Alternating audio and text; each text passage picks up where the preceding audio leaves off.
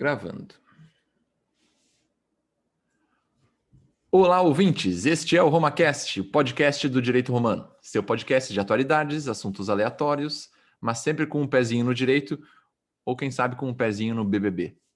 Hoje é dia 7 de fevereiro de 2021 e eu queria pedir desculpas aqui no meu nome, talvez no nome dos outros participantes, por não ter colocado nenhum episódio no ar na semana passada. Essa função aí de virada de ano, algumas mudanças, estamos se atrapalhando um pouquinho, mas estamos de volta. Voltamos quarta-feira, é para esse episódio estar no ar, se tudo der certo, né? Se o editor conseguir finalizar. O RomaCast é um oferecimento de CAT Calçados e Esportes. Acesse o site cat.com.br e confira a enorme quantidade de produtos disponíveis, entregas para todo o Brasil. Visite também as lojas físicas no estado do Rio Grande do Sul, região metropolitana e Capão da Canoa. Vamos para o tema de hoje com meu amigo Indruzi, como sempre, dando aquela explicada no que vamos falar hoje. Vai lá, Indruzi. E aí, Kaiser, bom dia, boa tarde, boa noite aos nossos ouvintes. O tema de hoje, ele parte de alguns acontecimentos que a gente viu no maior reality show do Brasil, que é o Big Brother Brasil. E, basicamente, em tempos que a informação e, sobretudo, a desinformação corre solta pelas mídias, nos foi apresentado uma nova forma de encerrar debates, ou até mesmo de fugir deles, empobrecendo, que é a chamada cultura do cancelamento. E, como eu disse antes, nosso tema de hoje ele foi influenciado por alguns episódios que aconteceram no BBB, e dentre eles voltados contra o participante Lucas Penteado, que até hoje, data da gravação, dia 7 de fevereiro, desistiu e saiu do programa, por conta de não ter aguentado tanto aquela rejeição que ele vinha suportando e que, a bem da verdade, se manifesta de um cancelamento dos demais pelo seu agir e forma de pensar. Então, como esse assunto reacendeu na mídia e que também tem a sua parcela de culpa, nós resolvemos gravar esse episódio e tentar, de alguma forma, aprofundar sobre o porquê dessa cultura de cancelamento existir e como que nós podemos combatê-la. E, para tanto, convidamos 2 expertos aqui em BBB e cultura de cancelamento, inclusive uma delas é amiga íntima de uma das participantes, e eu gostaria que tu apresenta eles aí, Kaiser. Eu vou deixar ambos aí se apresentarem rapidamente, não precisa falar muito detalhe. A Luísa e o Pedro, podemos começar pela Luísa, só para o pessoal se acostumar com a voz dela aí, e depois o Pedro, e depois a gente começa a cancelar todo mundo, cancelar geral. Vai lá, Luísa, tá contigo. Oi, pessoal, meu nome é Luísa Fruete. Sou formada em Direito, também pela Unicinos. Atualmente, não sei se posso me considerar mestranda, pois apenas matriculada, não começaram as aulas ainda. E pode sim. Estamos aí. Estamos aí agora, expert em BBB, para poder conversar sabendo com tudo. Sabendo tudo de BBB, teve que se atualizar nos últimos dias aí para Exatamente. Para entrar na onda da conversa. E como é Sou que mais nova. E só explica para a turma aí como é que tu veio parar aqui, quem é que foi que te derrubou aqui dentro? Renatinha me derrubou aqui dentro. Primeiro, fazendo a gente ouvir o podcast, né? Aí a gente começou a ouvir, daí eu, como uma pessoa que eu gosto de ter meu bedelho, já fui lá, já comecei a fazer vários links, já comecei a adicionar a galera. Aí a Renata já achou que eu tinha cara de todo mundo e tô aqui. Viu só? Renatinha influencer. A Renatinha entrou, começou eu e o Indruzi aqui, né? Com o apoio do Xixa, e aí a Renatinha se empolgou junto, a gente já chamou ela junto, e agora ela já tá chamando a turma dela, viu só? Ela é que nem aquele participante do BBB, assim, que começa pelos cantos, vai articulando, quando vê tá formando os paredão e ninguém mais consegue segurar. Vamos com o Pedro agora. Pedrinho, conta aí tua história de vida, faz teu relato. Vamos lá. Bom dia, pessoal. Bom dia, boa tarde, boa noite, né? Dependendo do horário que estiverem nos escutando. Bom, meu nome é Pedro Henrique Mosman. Eu sou formado em Direito também, mas o meu ingresso no Direito Romano ele não se deu pela via onde a maior parte dos participantes lá, que acho que vocês já explicaram nos episódios anteriores, né? Direito Romano é o grupo que deu origem ao podcast RomaCast, né? É uma ramificação. Isso. Eu sou do direito, mas eu não conheci o Kaiser, que foi quem me colocou no grupo, na Unicinos. Eu era do direito da FMP. Atualmente eu trabalho no Ministério Público. Eu tenho um cargo em comissão lá. É sempre meio... é uma coisa que às vezes não pega muito bem, né? Tu dizer que tu é CC e tal, mas eu sou daquela classe de CCs que não é indicação política, não é essas coisas assim, é como se fosse um emprego qualquer, que a gente trabalha um monte. E estou pensando em novos projetos para daqui para frente, para o futuro. E acabei caindo, acho que nesse episódio especificamente, porque talvez, como sempre, esse tema do cancelamento foi uma coisa que me deixou puto, né? É uma coisa que eu acho escrota desde sempre. Acho que eu me manifestei ali, o Kaiser aproveitou e me convidou para participar. Já não dei muita opção, né? Já entra junto. E vamos embora. Aliás, o Pedro, ele tá cotado, já tá chamado para ser um dos principais quando a gente for falar sobre... Ele que deu a ideia, falar sobre essa questão da linguagem... Como é que é? Linguagem neutra? A questão de colocar o E. Colocar outra o E coisa que... temas que me deixam putos me são caros, assim. Então... colocar o E no final, ideia, esse todes, essas coisas assim. E esse vai ser um episódio polêmico também, porque eu fico puto com esse negócio de pronome neutro. Não existe essa merda. Aqui, ó. Agora você tem uma mestranda em direitos humanos aqui. Cuidado! Aí, ó. Já temos o contraponto. O que é o teu mestrado, Luísa? Qual o assunto? Direitos humanos. É só direitos humanos mesmo. Ele é mais focado, assim, para a esfera criminal, né? Mas E aí é defender bandido, essas coisas? Isso aí, sou dessa. Socorro. Falar isso, já vamos ser cancelados a partir de agora. Mas a gente ganha um outro tipo de público também, né? Sim, isso que é o legal do cancelamento, né? Sempre gera dois lados, duas montanhas, os haters e os passadores de pano. Mas te joga sempre para os extremos, né? Tu não tem um meio termo aqui.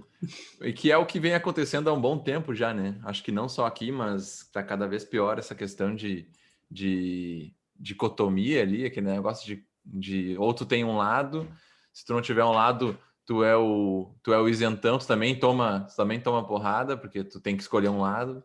Não, tu apanha dos dois. Parece que tu é Star Wars, ou tu tá com a força, ou tu não tá, e não tem conversa.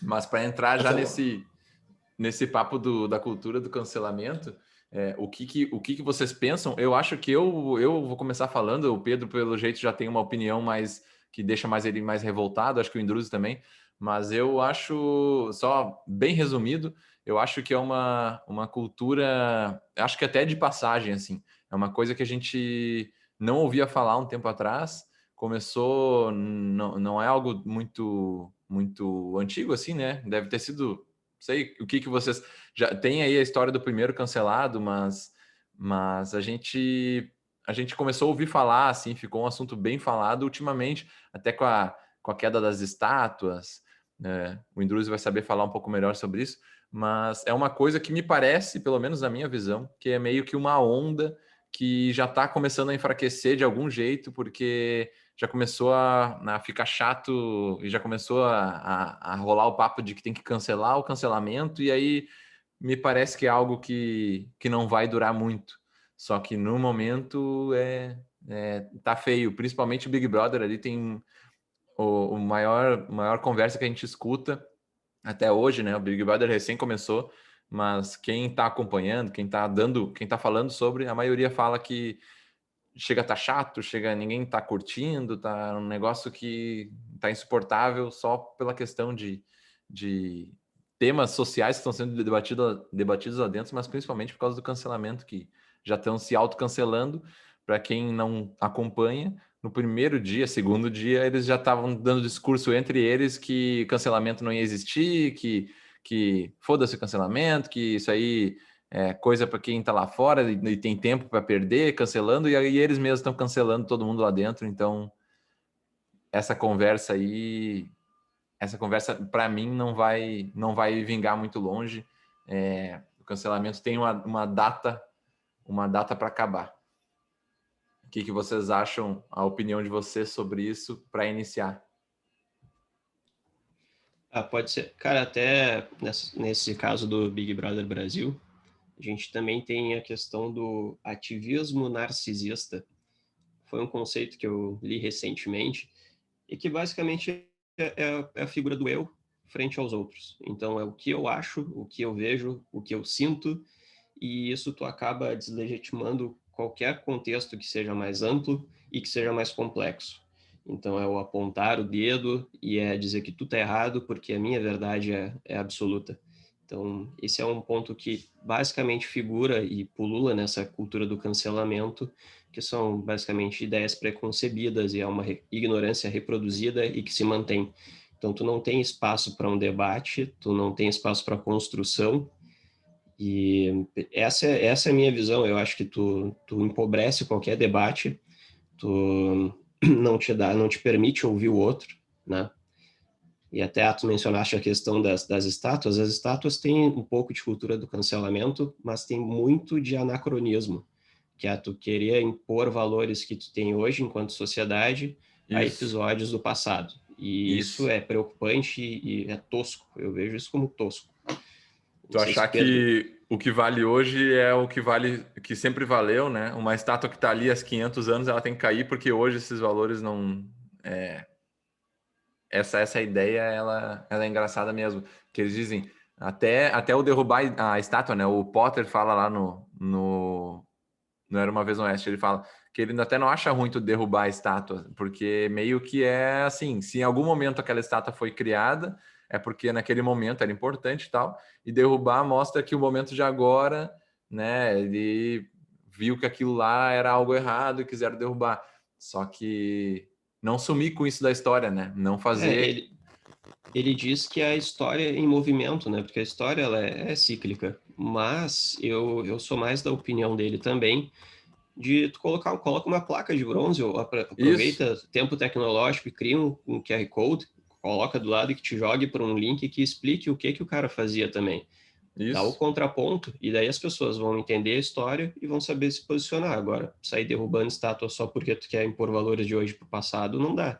Isso. É burrice. Tentar apagar a história, né? Tentar sumir com a história, quando na verdade tu poderia usar essa história para aprender, né? E... Cara, fala aí, Pedro. Te cortei, Kaiser. Não, toca. Um cara que fala muito bem sobre esse negócio das estátuas é o Peninha, né? Que é um puta de um historiador, muito embora ele não tenha a formação, né, acadêmica em história, é um dos melhores que a gente tem no Brasil, e ele fez um vídeo muito interessante falando sobre a polêmica recente com o Barão de Cotegipe, que as pessoas querem tirar o Barão de Cotegipe de nome de praça, de rua, tem até cidade, parece. E tem erva mate, né? Tem a erva mate. Acho que eu até tô tomando o chimarrão dele aí. Já vai ser cancelado. Cara, não, e o que ele falou? Qual era o fundamento de quem quer limar o Barão de Cotegipe de tudo? Que ele foi um dos 6 parlamentares que votou contra a Lei Áurea. E aí tu olha isso e pensa, cara, realmente, o cara votou contra a Lei Áurea, sendo que a gente já foi o último país a abolir a escravidão. Só que o Peninha, com o conhecimento histórico que ele tem, que é muito profundo, ele pega e faz uma análise mais aprofundada mesmo. E ele entra no voto do Barão de Cotegipe, na justificativa que ele deu naquela época para votar dessa forma. Que qual foi? Ele fez vários questionamentos. Existe algum programa estatal para acolher esses negros libertos? Onde é que eles vão estudar? Onde é que eles vão morar? Vai ter casa para eles? Vai ter escola? Vai ter vaga de emprego? Ele se preocupou com a questão estrutural mesmo, que é uma coisa que o século seguinte veio a demonstrar que essa falta de planejamento realmente prejudicou muito esse povo. Só que o Peninha fala, mesmo assim, eu, Eduardo Bueno, não entendo que era caso de votar contra, porque a proposta do Cotegipe foi adiar em 12 anos para a Lei Áurea ser promulgada em 1900, de 88 para 1900, para que desse tempo de haver esse planejamento. O Peninha fala que não, que isso era inadmissível, que realmente aquele era o momento de abolir, porque já foi tarde. Só que a discussão é muito mais complexa, né, do que simplesmente querer sair derrubando estátua sem conhecer as razões do cara, sem entender o que foi a história mesmo, né? E aí eu acho que esse é o grande problema do cancelamento, a superficialidade. A pessoa dá uma declaração, a pessoa fala não sei o quê, cancela. Calma, vamos estabelecer um debate então sobre isso. Deixa eu só aproveitar. Vai, Alemão, vai, Alemão. Não, eu ia comentar que isso de tu... Depois eu vou passar para ti, Renatinha, é bem rápido. Isso de tu achar que, por exemplo, o Barão de Cotegipe votou a favor né, votou contra a Lei Áurea, digamos assim. Isso eu já ouvi na minha própria casa, coisas como se um ministro do STF vota a favor de tal coisa, não importa o tamanho do voto dele, as explicações, enfim... acaba que o voto, sim ou não, é tipo, não, então se ele votou assim, então ele é PT, então olha só, ele tá a favor dessa roubalheira toda. É isso que a gente acaba pegando no final das contas, não importa se tu explica se é simplesmente a lei que diz isso, se é a interpretação da Constituição que diz isso, não. O negócio terminou o voto em sim, terminou o voto em não, tu tá lá no lado ou tu tá lá no outro lado, não tem... a superficialidade, ela parece que ela cada vez aumenta, né? Deveria ter mais debate, deveria ter mais espaço para aí internet, todo mundo podendo... A gente pode conversar aqui, tá cada um num canto do Rio Grande do Sul, a gente tá conversando, mas não, parece que cada vez o negócio é mais raso, mais sem profundidade. Vira uma questão binária, né, cara? E para nós aqui que somos formados em direito, existe um meio termo que é o depende. Então, esse é o depende, é o que te vai dar o contexto do porquê aquele teu voto ou não. Até aproveitando esse gancho do Barão de Cotegipe, o Pedro falou que ele foi o que tinha votado contra e até as razões dele eram muito boas, né? Se for pensar, se for analisar o voto, tinha essa questão e que ela se reproduz até hoje, essa pecha do escravismo, né? E até nos anos 20 que isso começou a essa higienização dos centros urbanos, que começaram a pegar tudo que não fosse branco e jogar para as margens da cidade. Então aí que se começa a criar as favelas. Então era só um ponto que eu queria só para complementar e dar uma pitada, porque possivelmente no episódio futuro a gente fale mais. Mas, Renatinho, o que tu ia comentar? Não, só queria aproveitar o gancho de vocês e falar que, na verdade, a palavra cultura do cancelamento foi uma das mais citadas na internet e foi eleita o termo do ano em 2019. Então, a gente já vem falando sobre esse assunto há tanto tempo e talvez agora, em que as redes sociais elas estão tão acessíveis para todas as pessoas, nós tenhamos uma proporção tão grande da cultura do cancelamento, né? 2019 eu acho que, na verdade, ou 2020? 2019. Então... Eu não vou pronunciar o dicionário, tá? Mas depois a gente coloca na descrição, porque eu tenho sérios probleminhas com termos em inglês. Então, depois eu prometo que na descrição a gente inclui qual dicionário que elegeu isso. Mas 2019 ele elegeu como o termo mais citado. Então já entramos na pandemia. Do cancelamento. Já entramos na pandemia com o cancelamento lá em cima, então. Isso. E daí depois a reportagem que eu me baseei para tirar esses dados, ela cita o caso da Pugliese, que é aquela festa dos famosos, que depois todos eles pegaram Covid, daí teve a questão das pessoas da internet quererem cancelar ela por conta da disseminação do coronavírus, quando então no Brasil ainda não se tinham muitos casos. Mas o que eu queria dizer da cultura do cancelamento é que, na verdade, a internet virou a verdadeira justiceira, né? É ali que se faz a justiça. Os outros meios de justiça, eles foram cancelados ou minimizados e a internet virou a grande justiceira. É ali que eu dou a minha opinião, a minha opinião é a única que vale, o outro lado não me importa. E a polarização das coisas me assusta muito. É algo que eu já venho falando há bastante tempo, né? Porque é 8 ou 80. O que o outro fala não me importa a minha opinião, e se vocês não ouvirem a minha opinião, eu vou enfiar vocês a goela abaixo e é o que importa. Me assusta isso. Eu acho que, na realidade, o problema, inclusive da cultura do cancelamento, e, enfim, da internet, é que deu voz para muito ignorante, assim, sabe? É muito discurso raso, fundamentando questões sérias,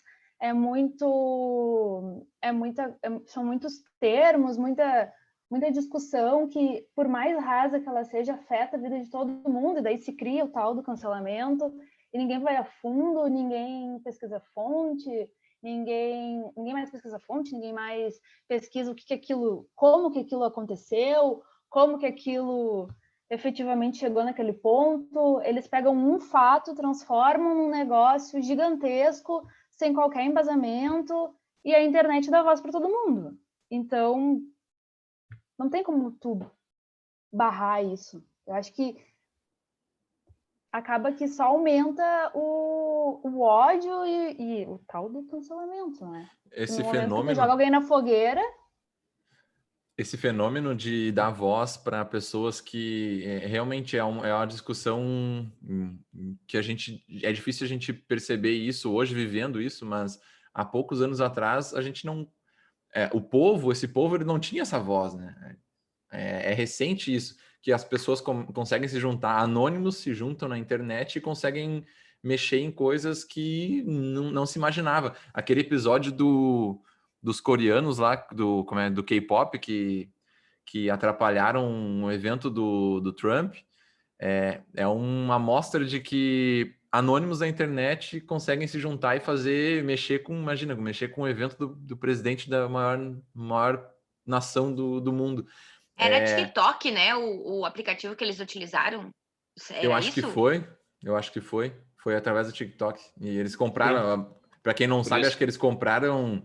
Não compraram, né? Reservaram um lugar no evento, vários, e não foram. E aí o evento que era para ter tantas pessoas, não tinha quase ninguém, porque o pessoal sabotou, né? É Entrou isso numa aí. onda ali. E por isso que depois o Trump queria banir o TikTok dos Estados Unidos. Mas era Deu só. mais um motivo. Era mais um motivo, né? É mais um motivo. Até falando de episódios de pessoas canceladas, a gente teve há uns 2 meses, eu acho, o episódio da Gaúcha, né, da rádio. Foi do Davi Coimbra e da Kelly Matos. Se Sim, pronunciaram. sim, bela lembrança. Eu até conversei com o Pedro no privado sobre esse caso aí. E tu vê que essa cultura do cancelamento, aonde ela chega, né? Porque patrocinadores se basearam naquilo alguns fora de contexto e simplesmente surfaram a onda dos outros que deixaram de patrocinar o programa. Então, não é incomum tu ver esse tipo de movimento acontecer. E meu ver, é um debate empobrecido, né, cara? A impressão que me dá desse negócio dos patrocinadores eu não sei, eu vejo isso de um jeito parece muito fácil, sei lá, muito fácil. Agora eu vi até a cancelada do momento, né, que o povo quer esgoelar é a Carol Conká, né, junto com a Lumena do BBB, as duas. Mas a Carol Conká eu vi agora há pouco que mandaram que, não sei qual foi o patrocinador que saiu, que não patrocina mais ela. E aí a mensagem é sempre aquela, né? O Sleeping Giants também reforça muito isso, né? Mas a mensagem é aquela: nós da empresa X não compactuamos com o comportamento tal. E sei lá, me parece muito fácil, né? Sei lá, tu tá patrocinando ali uma pessoa, aí a pessoa fez bobagem, aí tu, não quero mais porque eu não, né? Sei lá, me dá a impressão de que essas empresas, né, não. Sei lá, vocês não erram também, sabe? É um Alemão. negócio meio assim. não querem se envolver na realidade, né? Não vincular a Querem se imagem. Eu sou isentar e bonzinho, não querem se envolver no discurso. Mas Não até vincular a que imagem. ponto? Mas até que ponto eles erraram? Porque daqui a pouco é um ponto de vista, entendeu? A opinião deles, eu não sei até que ponto eles erraram e a empresa daqui a Sim. pouco não compactua, entendeu? Porque vai depender do óculos que eu vou olhar a situação. Porque, por exemplo, pelo óculos da Renata, aquilo pode ser errado, mas daqui a pouco a Luísa acha que a opinião deles era aquilo ali mesmo e tem que ser assim, entendeu? Então, eu acho que tudo depende muito do ponto de vista que tu vai olhar e como que tu vai levar aquilo. E tu sabe duas que... coisas. Vai lá. Não, vai, que eu já ia puxar outro assunto mesmo. Não, então duas coisas só para pontuar isso que foi falado agora um pouco por todos vocês. Voltando um pouquinho no negócio do Peninha, que eu lembrei de outro detalhe, é que ele dá um parâmetro que eu acho bem legal, quando se fala de cancelamento de condutas passadas, né, de posicionamentos de pessoas que viveram no passado quando não se tinham os mesmos valores morais do nosso tempo. Ele fala assim, por exemplo, questão da escravidão. Cara, em todas as épocas, sempre houveram pessoas que se colocaram contra a escravidão. E sempre que houve escravidão, algumas pessoas se levantaram contra ela. Então, ele diz que essas pessoas é que mereceriam homenagens, que mereceriam ser exaltadas hoje. Por exemplo, o Barão de Mauá, que era um industrial que, desde o momento em que ele começa a planejar as indústrias dele no Brasil, ele já pega o modelo inglês e ele pensa, não, eu quero trabalhadores assalariados aqui. Então, eu acho interessante isso que o Peninha coloca em relação ao passado. E outra coisa que eu até ia esquecer desse caso, mas é um caso que eu estou bem por dentro, por causa do Ministério Público, do meu trabalho, que é esse do Davi Coimbra e da Kelly Matos, do programa do Timeline ali. Cara, o que aconteceu? Esse caso ele é emblemático, eu acho ele emblemático por quê? Porque é quando a cultura do cancelamento começa a produzir efeitos econômicos, né? Que foram claros ali, saída de fuga de patrocinadores por causa de uma fala, e a gente começa a ver questões de proporcionalidade e tal, e efeitos jurídicos também. E aí a gente começa a dialogar um pouquinho com a nossa área, né? Por quê? Porque nesse caso teve a atuação do Ministério Público. O Ministério Público entrou com uma ação civil pública contra o Davi Coimbra, aquele Matos ficou de fora, mas contra o Davi Coimbra e a Rádio Gaúcha, para buscar a reparação de danos morais coletivos. E aí é toda uma tese lá que tá se tentando construir de que o Davi Coimbra, ele feriu a coletividade dos policiais e dos bancários. Aí tem uma discussão sobre legitimidade do MP, mas é uma coisa assim, tu vê que pode se chamar de cultura do cancelamento, ela começa a ser institucionalizada, né? Uhum. Isso que é interessante, que é diferente nesse caso. Se eu não me engano, nesse caso aí teve a petição inicial declarada inepta, né? Eu não sei se ele se seguiu depois. Sim, ele não recebeu a inicial, e já teve recurso, e vamos ver o que o TJ vai decidir. Até Mas para... só fazendo um comentário Vai, aqui, Luiz. até pegando um gancho no que o Kaiser falou lá no início, que talvez esteja com os dias contados, mas até que ponto não seria importante essa institucionalização, sabe? Desse cancelamento, até que ponto esses discursos realmente não deveriam ser mais fiscalizados e efetivamente, enfim, né, judicializados, não que... embora a gente seja do direito, eu não entendo que tudo deve ser levado, sabe, para o meio jurídico. Muito pelo contrário, eu acho até que o negócio está demais. Mas até que ponto isso já não chegou, sabe, nesse nível, que já está na hora de ter um bloqueio judicial mesmo, de ter alguém que cancele isso judicialmente, alguém que determine que isso não aconteça, porque, meu Deus, em todas as situações, não é só uma questão de são danos psicológicos para as pessoas, são danos financeiros para as pessoas, são muitos danos que estão em jogo para não ter uma fiscalização disso, para isso ser deixado assim, a Deus dará, sabe? Mas aí tu sabe que a gente entra num outro espectro que é de liberdade de expressão, né? Porque sei lá, a gente teve aquele caso do Trump lá que ele foi banido permanentemente do Twitter. E é algo que não é transparente. E aqui, ao meu ver, enquanto estiver só no mundo das ideias, é válido. O problema é quando isso passa a se reproduzir nos fatos, na vida real, que foi esse caso do Davi Coimbra, que foi o que chegou ao mais alto, eu imagino, no ápice do que é a cultura do cancelamento, que é tu conseguir judicializar um caso desses. Mas sabe o que me incomoda também, e talvez seja uma percepção de vocês, é de que ninguém mais ouve ninguém. Então, todo mundo já tem uma ideia preconcebida, todo mundo já sabe de tudo, tem certezas absolutas, e tu deslegitima qualquer debate, qualquer discussão, e até numa palestra que o Luciano Potter fez, que é um TED Talks, o título era Ninguém Está Ouvindo Ninguém. Ele diz que esse tipo de comportamento ele mina duas situações. Uma que a gente perde curiosidade, porque como a gente tem certeza absoluta de tudo e nós sabe tudo, a gente acredita que nós não somos mais ignorantes para outros assuntos.